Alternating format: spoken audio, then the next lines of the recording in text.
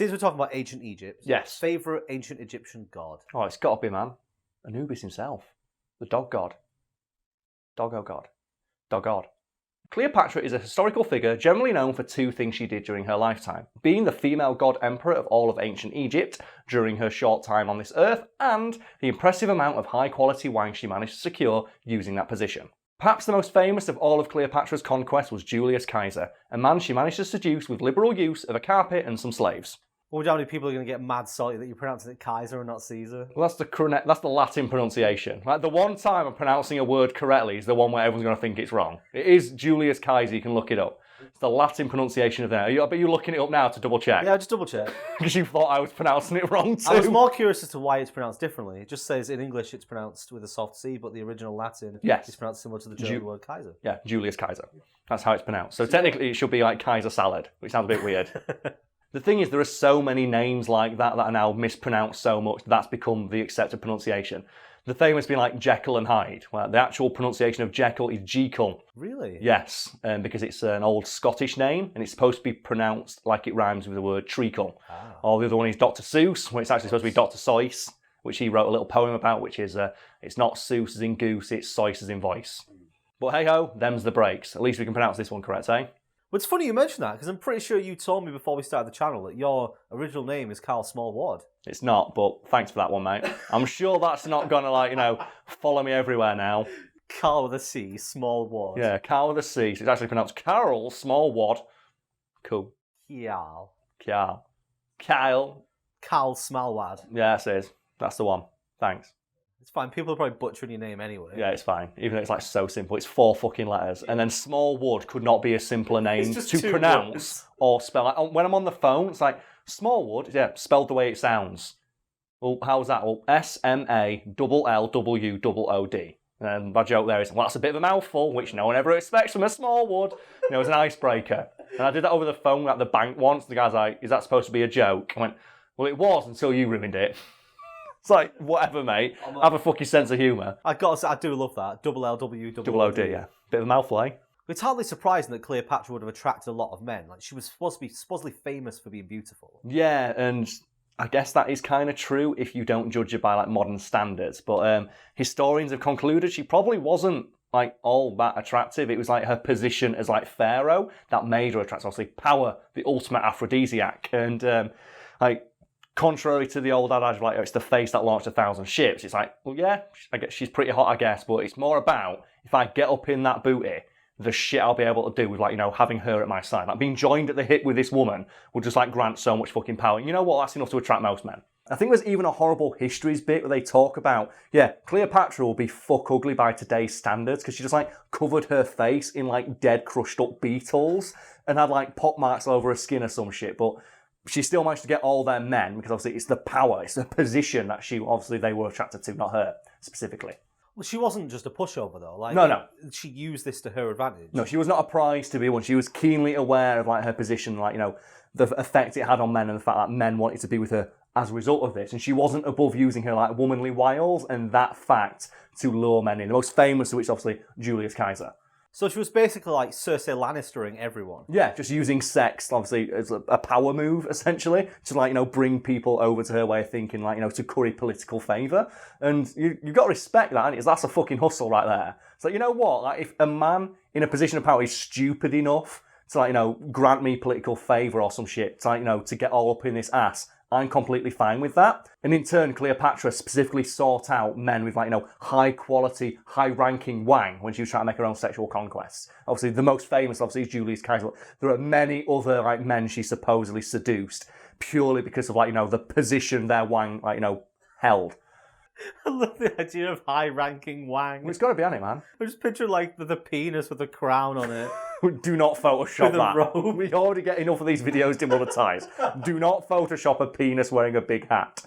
No, do it with a chicken, a cockerel. Okay. So if you want to do a Photoshop, right, if you want to make more work for yourself, let's now create the highest ranking cock that's ever existed, shall we? So bring up a big picture of a cockerel, right? First thing, Popat. Because that means it's got dominion, that's the most powerful religious figure. What else can we add to the top of the Pope hat? Because this hat's going to get Doug Dimmadome levels of height. So on top of the Pope hat, put a crown. Specifically, the British crown. Because obviously, like, back in the days of the Empire, that's 3/4 of the fucking world. Right? So go on then, Brad. What other items of clothing that signify a position of power can we give to this cock to create the most powerful, high-ranking cock in all of existence? Well, if you fully want to Doug Dimmadome it up, like, stick something else on the top. What about Judge's wig? A judge's wig. Okay, so now this is a king/pope/judge. So that's pretty much got everything covered. But you know what? Fuck it. We can go further. This cock can get more powerful. Brad, what else can we give this? I know. The seal of the president's office, that's what it's in front of. So it's actually sat behind, like, the White House desk in the Oval Office now. So now it's the president/king/pope/fucking judge of all mankind. What else can we do to create the most powerful cock in existence, Brad? Make more work for yourself, please. Well, it's got to have items of extreme power then. Yeah. Something to sort of keep people in line. Yes. I'm thinking Infinity Gauntlet. The Infinity Gauntlet. Fuck it, yeah. You know what? Give it 2. Give it 2. It's now got 2 Infinity Gauntlets. What I'm going to do is I'm going to say Infinity Gauntlet sat on the Resolute desk, but with one stone next to it. Yeah. So it's there like, I can put this stone in. Whenever I want. Do it. No, what you've got to do is put the Power Stone in its beak. So that shows that. If it wanted, it shows it has the power to just handle the fucking Power Stone. One peck. One peck is all it'd take to wipe out all of existence. So now we have a king/pope/presidential/judge/master of all creation cock. Can this cock get more powerful, Brad? Can it ascend to a level beyond being a cock? Of course it can, because now you're going to give it Goku hair. Right on top of all that, it's got Goku hair, because apparently this cock has also gone beyond the level of being a regular cock. It's now a Super Saiyan cock. There we go. Is there any more you want to add? You know what? Last thing, let's give it the glow. The what? The glow that Goku gets when he goes like full. Oh yeah. So it's now so it's an Ultra Instinct cock. The cock has gone Ultra Instinct. So it's now got, instead of the Super Saiyan, it's got the white Ultra Instinct hair with like the aura of power around it. You know what else you need to give it as well? Because fuck it, we talked about it earlier. Give it every single lantern ring as well. And just all along the desk, just sat there. So if he wanted to, he could like control all aspects of reality while also dominating all aspects of the emotional spectrum.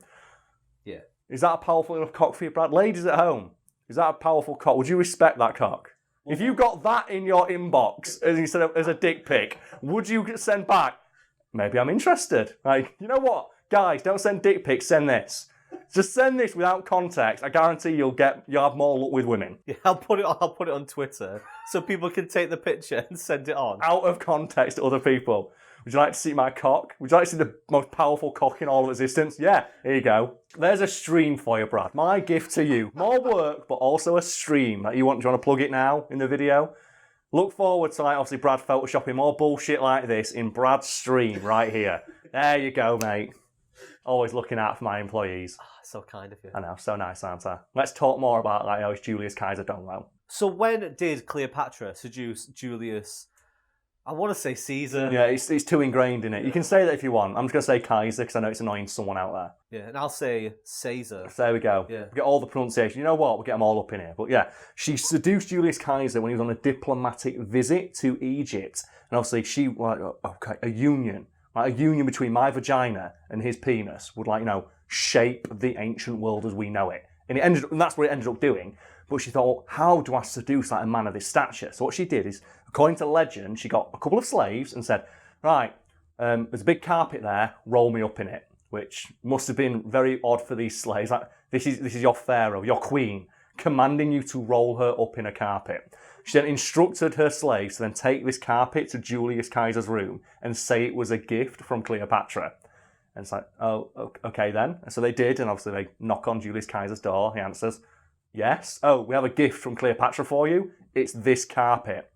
And he's like, oh, thank you, I suppose. And they unrolled the carpet, rolled up along the floor, and according to the legend, when it unfurled, Cleopatra was inside, completely stark bollock naked, wearing her best come-to-bed eyes. And Julius Caesar took one look and went, okay, I'm in. And then shut the door. But I'll go with fucking power move right there, isn't it? Isn't that something Barney Stinson does? Yeah, that sounds like one of his plays. Yeah, isn't it the Superman, where you strip off completely naked and stand in the room? Superman's the pose. It's called The Naked Man. And okay. It's not originally from Barney, but the Barney learns it and tries it. Oh yeah.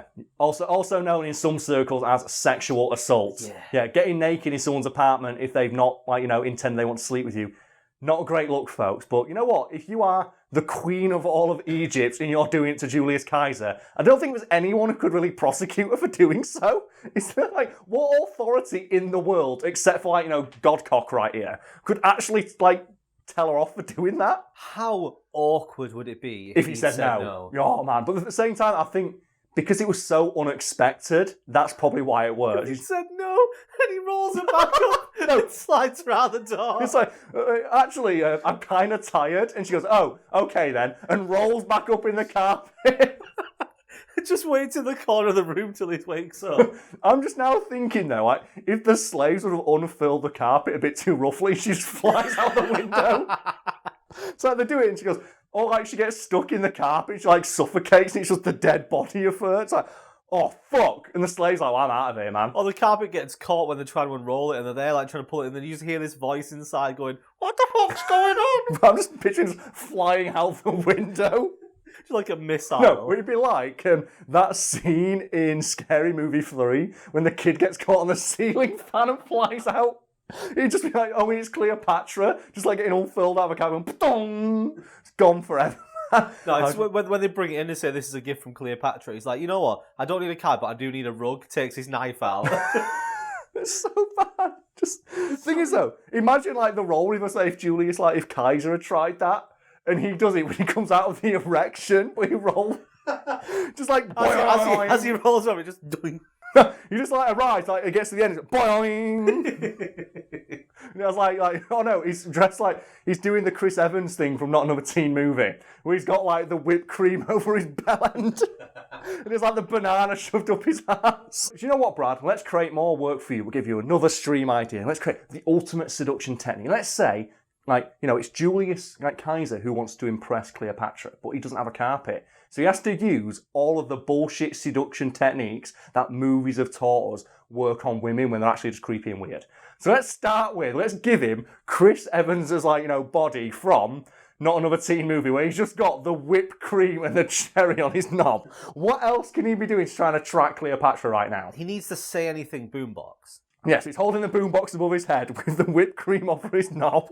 What other cheesy seduction techniques are from movies? Oh no, he's also, can you do him running through an airport at the same time? I mean, I'm already going to have to replace Chris Evans' arms with ones above his head. So what I'll do is I'll put an airport in the background. There we go. So it's like he's arrived at the airport. Okay, so he's ran through the airport, so he's sweating with the boombox above his head, while also naked with the cream all over his belly. He's also got a guitar over his shoulders, because he's going to sing her a song. Oh, he's going to play her a love song afterwards. If the boombox don't work, the love song will. What else we got? The thing from, what is it now? The fucking shitty Christmas movie.